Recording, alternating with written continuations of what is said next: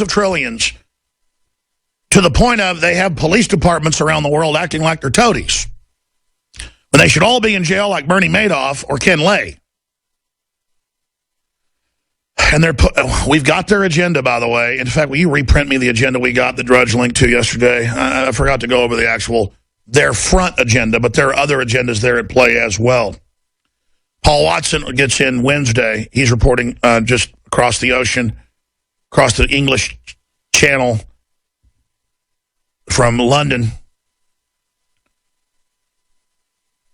So he'll be there on the ground. He's reporting also at Infowars.com. But if you go to Infowars.com, you can find all the numbers to the state police, the federal police, and others. And I think folks should also, something you can do is the day Bilderberg starts arriving and the second day, you can just call the hotel and ask for people's rooms or ask for by name.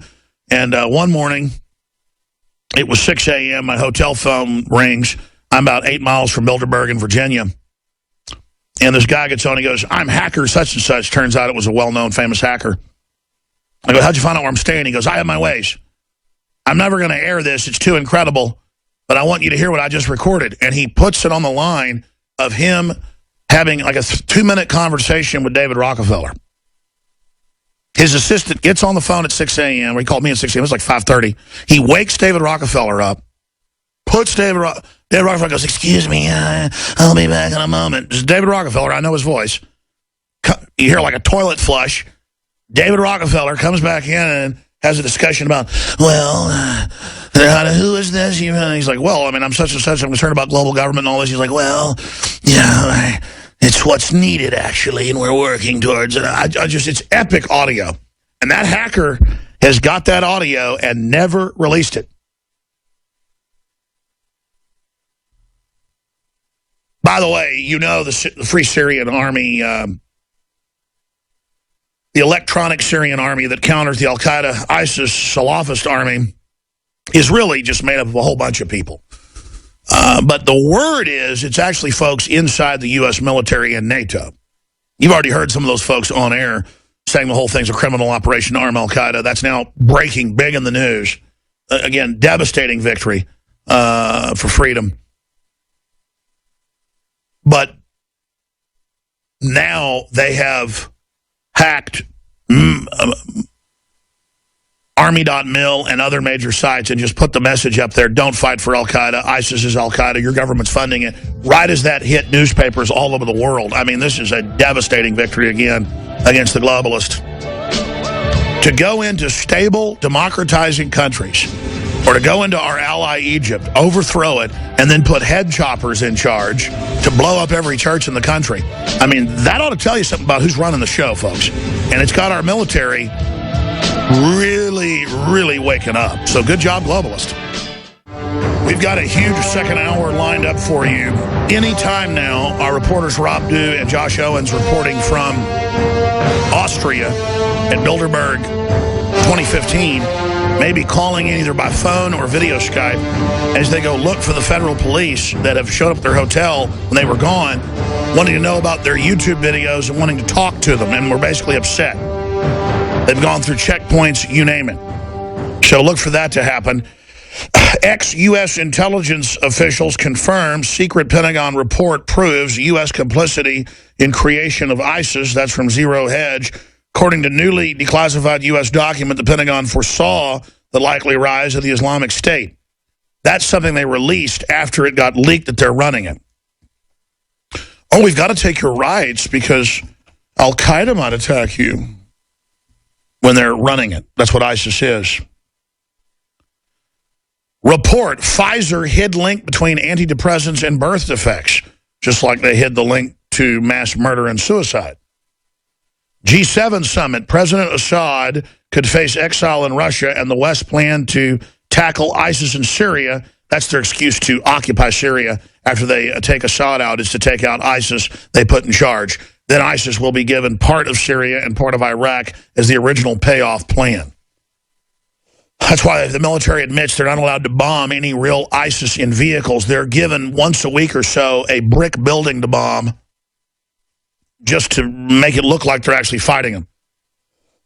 truly, truly sick. So they've gone from openly backing him 2 years ago to randomly bombing a few buildings just for the news media. I want to get to this report, TPP, the unraveling begins. And then after that, simply amazing parallel that Richard pointed out to me this morning. We have these two New York inmates that have basically broken out over the weekend. It's one of the top stories in the country. Oh, it's so horrible that they've gotten out.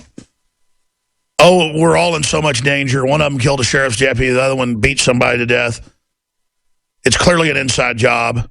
Search for killers, clues after brazen New York prison escape. Well, that ties into the tens of thousands per month of illegals being released, thousands of them convicted of aggravated crimes, including rape, assault, arson, bank robbery. I mean, you can't, again, where's all the freaking out about that? Again, I'm not even against the illegals. They're just people fleeing collapsing countries. I get it. I'm against how they get off without fines. They get to drunk drive, do everything else, commit felonies. Remember the railway killer mainly preyed on Hispanics. That's another thing, is they mainly prey on Hispanics because they can get away with it. And on the immigrant community, that's usually what gangs do, first generation. The big point here is that the railway killer killed, like, was it more than 15 people or something? He'd rape them and kill them, and they could never keep him in jail because he had a fake name. He'd get put in jail, released for other crimes. He just went around crime spreeing everywhere, and we're told just ignore it. But oh my gosh, we've got criminals. 2 of them that escaped to New York. Everybody's dead. It's all over. Run for the hills. Okay, let's go ahead now and go to this report. Some good news. TPP, the unraveling begins. TPP will hand huge corporations the power to change U.S. laws at will, but more and more people, prominent people, are speaking out against it. Leading the charge is Senator Rand Paul. Here's John Bound's report.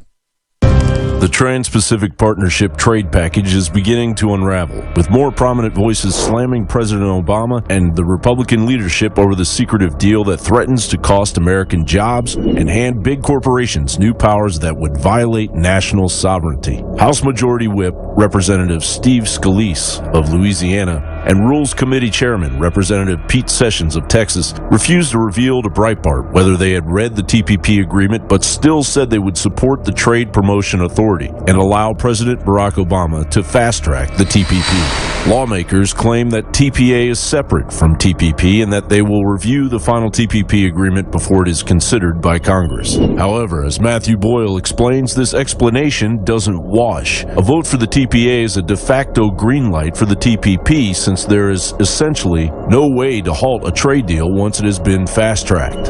Boyle writes, since fast-track was created in the Richard Nixon administration, not one trade deal that started on fast-track has been thwarted. As such, a vote for TPA is a vote for TPP, since passing TPA will all but guarantee the successful passage of TPP. Senator Marco Rubio, Senator Lindsey Graham, and Representative John Boehner are also refusing to reveal if they have visited the secret room to read the controversial TPP document, although all 3 are set to vote for the TPA. Daniel Horowitz, senior editor of the Conservative Review, writes, "It is unforgivable for the Republican majority to shirk its congressional duty and refuse to read the text of a bill that will give Obama unprecedented authority over our economy. Passing a bill in order to find out what's in it is what placed the Pelosi Congress in the ash heap of history. It's not an auspicious path for ambitious politicians." The Washington Post reports the push from the president included direct calls to lawmakers, interviews with television stations in key states, and plans to bring several Democrats aboard Air Force One with him. Meanwhile, despite claims that climate change mandates would not be a part of TPP, President Obama admitted during an NPR interview on Wednesday that this would indeed be the case. By passing such mandates via the TPP, Obama could sneak through draconian climate regulations under the radar. knowing that they would almost certainly be rejected by Congress on their own. This would satisfy calls by the likes of French Foreign Minister Laurent Fabius, a Bilderberg member, to enforce the new rules via global treaties to cut Congress out of the equation. Obama will attend summit in Paris in December to negotiate a climate agreement. Howard Richman writes, Obama would not need to get Congress to approve the unfair climate change treaty terms that he negotiates. Instead, he could get the commission set up by the Trans-Pacific Partnership Agreement to add those terms to the Trans-Pacific Partnership. After that, the investor-state dispute settlement provisions set up by that agreement could enforce Obama's terms through the threat of multi-billion-dollar fines upon the U.S. government. Physicians are rallying as they become increasingly concerned about the passage of TPP. Prescription drug costs could waylay the affordability of biologics and thousands of prescription drugs by drastically altering intellectual property protections. Under the TPP, corporations could sue countries for restricting their products due to legislation brought to fruition by their own government policies. The investor-state dispute settlement portion of the TPP gives the upper hand. Legislative bodies would only act as advisory boards to the ruling corporocratic governments.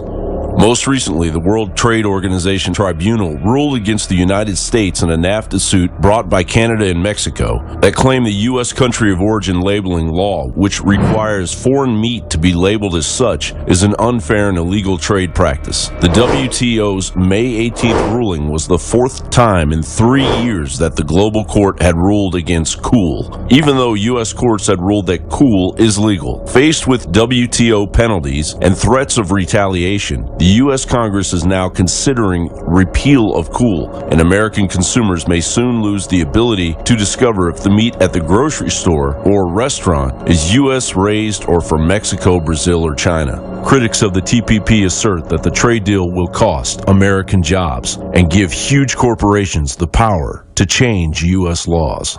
John Bound for Infowars.com. And that's why Bilderberg is important. It is the progenitor or the granddaddy of all of this. Meanwhile, they're pushing for borders to be open across the planet. And we have Richard, Matt, and David Sweat, who escaped this weekend from a maximum security prison in New York. You've got the governor running around grandstanding like it's the end of the world. You've got checkpoints, guys with machine guns running around looking for them, saying, look out, public. Oh, it's so dangerous. And I mean, I hope they catch the guys. The point is, hundreds of thousands of illegals are released every year, tens of thousands with serious felonies, many of which haven't even served time. They just have the convictions in Mexico or the U.S., break out, get out, or are released, and then they're picked back up and are released again. ICE director struggles to explain release of thousands of criminal immigrants. Immigration and Customs Enforcement Director Sarah Saldana,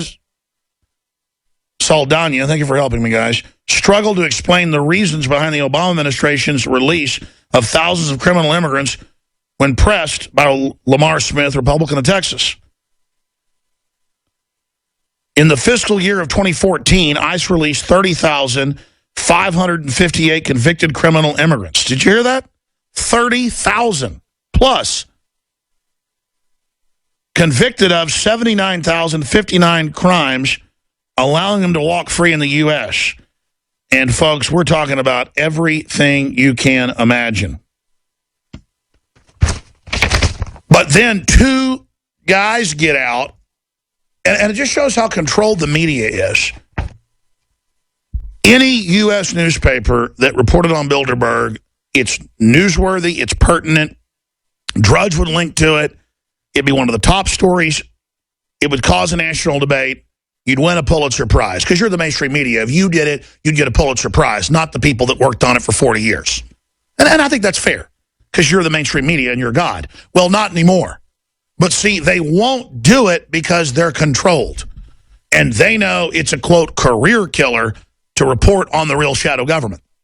But it's already a career killer because the globalists are shutting down the old media. They don't want any media. And they're coming after the free independent press.